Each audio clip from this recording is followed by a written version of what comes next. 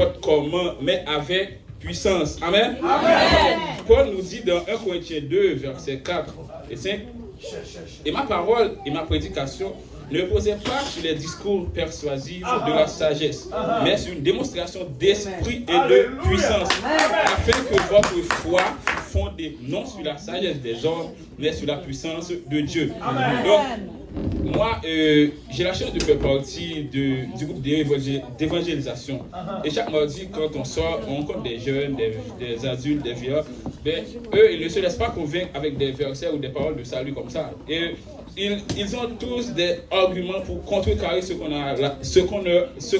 leur a à dire. Donc, et parfois, ils nous lancent des versets pour nous faire croire que c'est pour des gens aveugles que ces choses-là étaient écrites. Mais donc, s'ils ont l'assurance en ce qu'ils croient ou en ce qu'ils ne croient pas, alors nous aussi, nous devons avoir plus d'assurance que Dieu peut servir avec nous pour guérir le corps et les âmes de ces gens, de manifester des miracles et des prodiges devant eux. Élargissons aujourd'hui l'espace que nous pouvons mettre pour Dieu dans notre vie. Psaume 42, verset 8 nous dit « Un flot appelle un autre flot au but des ondées. Toutes tes vagues et tes flots passent sur moi. » Nous devons laisser passer les vagues et les flots de Dieu sur nous. Amen. En ce moment, bon, je vais finir, ça va parce que j'ai 5 minutes. Demandons à Dieu qu'il nous donne la force de le connaître. Il nous donne la grâce de la vie, notre temps de prière. Donc si on faisait 5 minutes,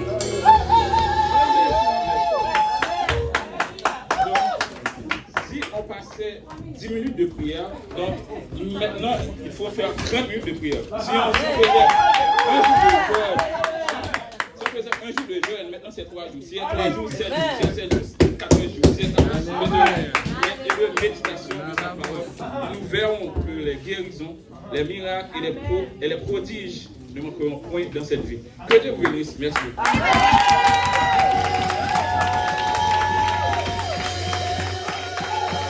Alléluia, alléluia, alléluia, alléluia, alléluia. Savoir. Josué fit en ce jour une alliance avec le peuple et donna des lois ordinaires à Shichem. On peut voir ici que le peuple avait promis de servir Dieu, mais ils sont arrivés à une place où ils ont commencé à adorer les dieux des Cananéens, les dieux des autres peuples. Alors Dieu s'est fâché. Dieu a dit, je vais laisser l'ennemi t'envahir. Je vais laisser l'ennemi te prendre. Écoutez, nous chrétiens, nous devons garder qu'est-ce que nous avons. Nous ne devons pas laisser l'ennemi prendre contrôle de qu'est-ce que nous avons. Ce qui est à nous, on va le garder. Amen.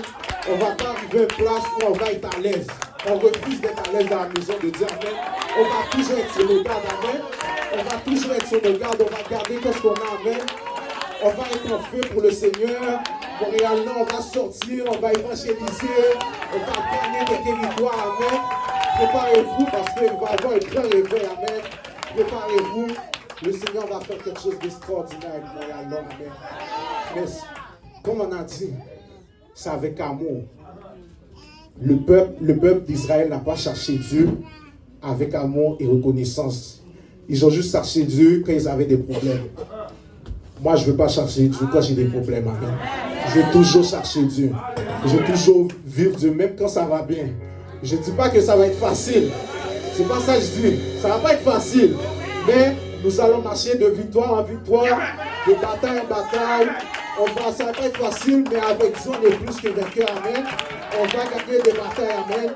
Je veux juste encourager quelqu'un qui était trop à l'aise de se ressaisir. C'est notre moment. Amen. C'est notre moment, Montréal-Nord. On doit se ressaisir. On doit être sérieux avec Dieu. Amen. On va pas commencer à être à l'aise. Maintenant, c'est bon. On a besoin de nouvelles bâtisses. Amen. On a dit élargir l'espace de nos tentes. Amen. Mais on doit agir comme ça. On est déjà dans la nouvelle bâtisse. Amen. Parce que quand on va arriver dans la nouvelle bâtisse, on va pas commencer à chercher, il faut faire ça, il faut faire ça. C'est depuis maintenant, amen. Et vous allez voir comment Dieu va ouvrir des portes pour vous, amen. Que le Seigneur vous bénisse.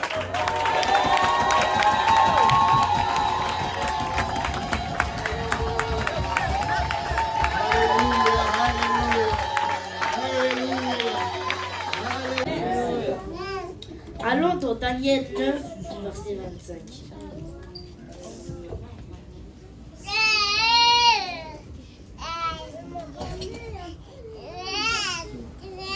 Chassez le temps et comprend. Depuis le moment où la parole a annoncé que Jérusalem sera rebâtie, jusqu'à loin, au conducteur, il y a 7 semaines dans 62 semaines. Les places et les fossés seront rétablis, mais en des temps fâcheux. Allons dans Jacques 1, 19 à 20.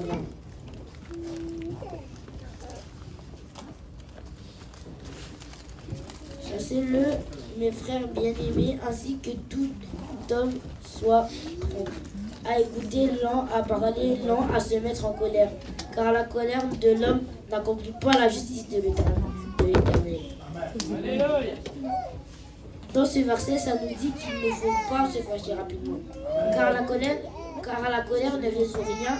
En d'autres termes, ça veut dire si tu es en colère, la colère n'accomplira pas la justice de Dieu. Amen. La justice de Dieu, ça veut dire la prière, tout ce que Dieu nous demande de faire. Allons dans 1 Thessaloniciens 5, 16. Alléluia.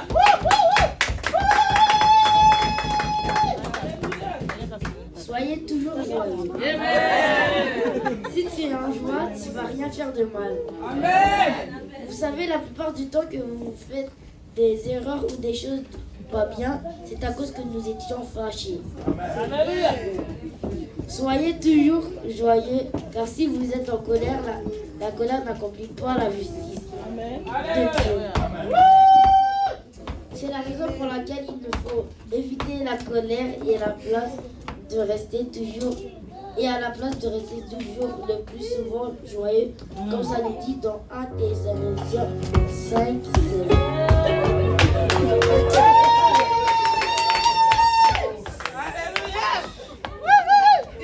Que le Seigneur vous bénisse.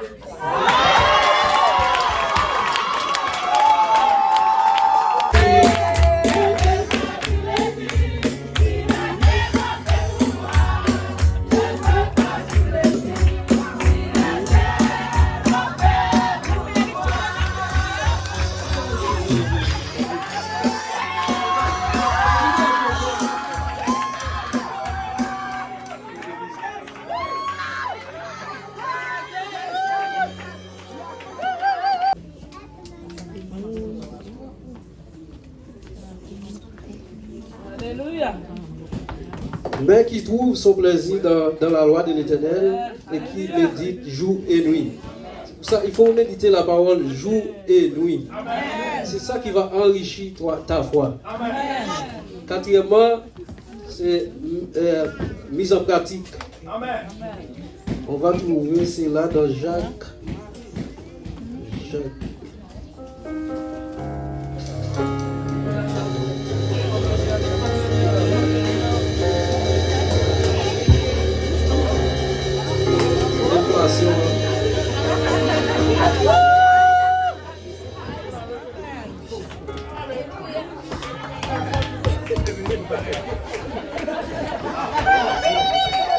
Amen.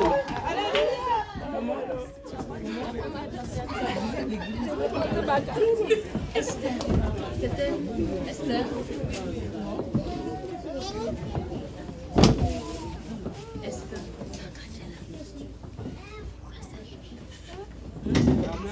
Jacques 1er, verset 22.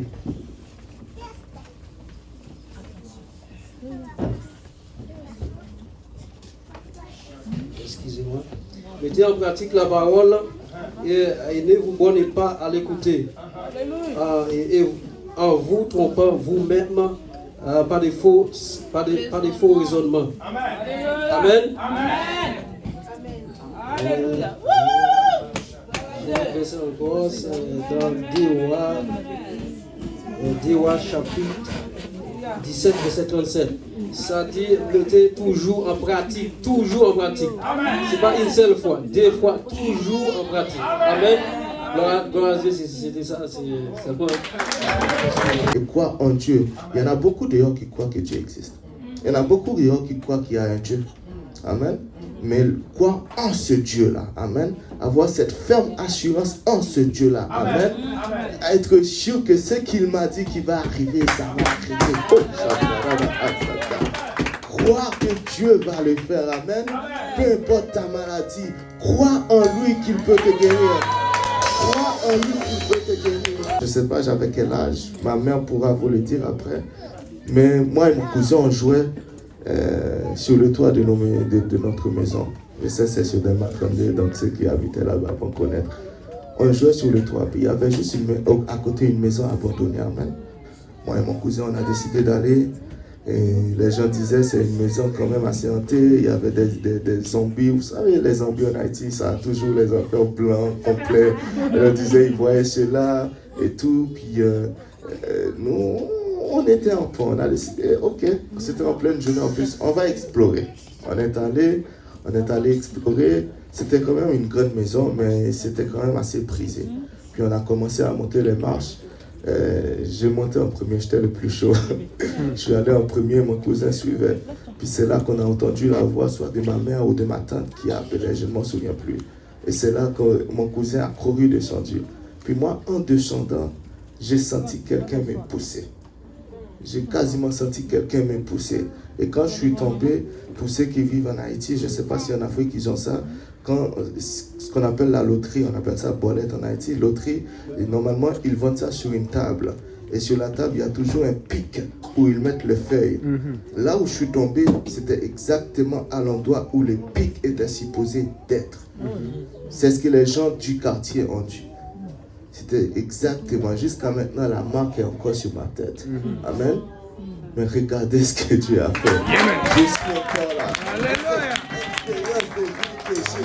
Je peux vous dire que Dieu fait des grandes choses. Crois en lui seulement et tu vas voir sa gloire. Amen. La Bible dit que si tu crois, tu verras la gloire de Dieu. Alors je viens vous dire et vous encourager. Si vous croyez, vous verrez la gloire de Dieu. Soyez venus la famille. Jésus, il les envoyait évangéliser deux par deux. Donc, ça veut dire qu'en tant que chrétien, on ne peut pas être chrétien tout seul. C'est pas possible. C'est pas possible. Donc, le diable utilise vraiment ça. C'est comme tu entends des prédications, tu viens à l'église, les gens sont mauvais, les gens sont sick. Mais au travail aussi, ils sont mauvais. Les professeurs ne sont pas meilleurs. On vient à l'église, on te dit, ils sont mauvais, fais attention. Ce sont des enfants de Dieu. Toi aussi, tu n'es pas parfait. Donc, ça fait que le diable utilise cela. Donc il te dit, sois seul. Quand tu as des problèmes, tu ne sais même pas. Donc tu pars sans même le savoir. Tu te retrouves dans le monde à faire toutes sortes de choses.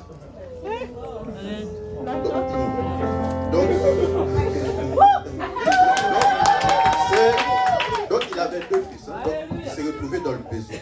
Et c'est là que Dieu envoie les intercesseurs. Des fois tu vas prier, mais c'est comme si tu sens que la prière n'est pas pour toi. Je ne sais pas si vous avez déjà ressenti ça. Tu pries, mais quand tu essaies de prier pour toi, ça ne marche pas. Mais quand tu essaies de prier pour quelqu'un qui a rétrogradé, c'est bizarre. Tu es là-dedans. Tu es quand même tu as envie de prier plus. Et là, c'est là que viennent les intercesseurs. C'est comme s'il y a des gens qui ont quitté l'église. Et là, depuis le début de l'année, nous parlons de réveil, n'est-ce pas? Donc, les gens commencent à prier. Et pendant que nous prions, et Dieu envoie des légions d'anges. Il va arracher ces gens-là qui étaient sous l'emprise du malin. Il envoie des... Mais le problème, c'est qu'on n'a pas compris, c'est qu'il y a certaines bénédictions qui sont pour nous. D'ailleurs, on va voir un peu. Alors, ça dit que il y avait deux frères. Le fils était à la maison, le plus grand, le plus vieux. Il travaillait. Ça veut dire que c'est nous allons évangéliser, nous prions, nous chantons, etc. Mais ce qu'il n'avait pas compris, c'est que tu peux prier pour quelqu'un sans le savoir. Parce que quand tu pries en langue, tu ne sais pas ce que tu dis. Amen. Donc Dieu peut utiliser cela juste pour intercéder pour quelqu'un. Et pendant que tu intercèdes pour cette personne, Dieu travaille. Mais ta bénédiction est attachée à une personne. Donc ta bénédiction, tu vas le voir. C'est déjà disponible dans le royaume de Dieu. C'est vrai que nous prions pour certaines choses, mais Dieu dit, c'est déjà là. Mais tu ne sais pas que c'est attaché à une personne. Parce que tu as travaillé, tu as mis une personne à la maison. Mais tu vois, le diable l'a arraché, tu es là, tu ne fais rien. C'est pas possible.